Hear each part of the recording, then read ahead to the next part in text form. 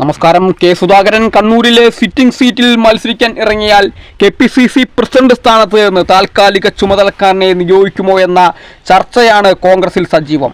President സ്ഥാനത്ത് നിന്നുകൊണ്ട് തെരഞ്ഞെടുപ്പിനെ നേരിട്ടവർ കോൺഗ്രസിൽ അധികം പേരില്ല. എന്നാൽ 2011 രമേശ് ചെന്നിത്തല തെറ്റിച്ച കീഴ്വഴക്കം സുധാകരന് ബാധകമാകുമെന്നാണ് പാർട്ടിയിലെ ഒരു വിഭാഗത്തിന്റെ അഭിപ്രായം. അടുത്ത കാലത്ത് KPCC പ്രസിഡന്റുമാരിൽ രമേശ് ചെന്നിത്തല മാത്രമാണ് ആ പദവിയിലിരിക്കെ തെരഞ്ഞെടുപ്പിൽ മത്സരിച്ചത്.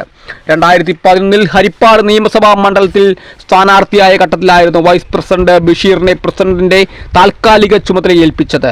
രമേശ് സ്വയം കൈക്കൊണ്ട തീരുമാനമായിരുന്നു അത്. തെരഞ്ഞെടുപ്പ് കഴിഞ്ഞ് രമേശ് തിരികെ പ്രസിഡന്റ് കസാരയിലേക്കെത്തി. 2019 മത്സരിക്കുമ്പോൾ വർക്കിംഗ് പ്രസിഡന്റുമാരിൽ ഒരാളായിരുന്നു സുധാകരൻ. KPCC പ്രസിഡന്റ് എന്ന നിലയിലുള്ള തിരക്ക് കണക്കിലെടുത്ത് വീണ്ടും മത്സരിക്കുന്നതിൽ സുധാകരൻ വിമുഖത അറിയിച്ചത്. എന്നാൽ കണ്ണൂരിൽ സുധാകരൻ വേണമെന്ന നിർദ്ദേശം ഹൈക്കമാൻഡ് നൽകിയെന്നാണ് വിവരം. താൽക്കാലിക ചുമതല കൈമാറുന്നതിൽ സുധാകരന്റെ തീരുമാനമാണ് പ്രധാനം. വർക്കിംഗ് പ്രസിഡന്റുമാരിൽ കൊടിക്കുന്നിൽ സുരേഷ് മാവേലിക്കരയിൽ മത്സരിക്കുന്നു. ടി സിദ്ദിഖ് MLA ആണ്.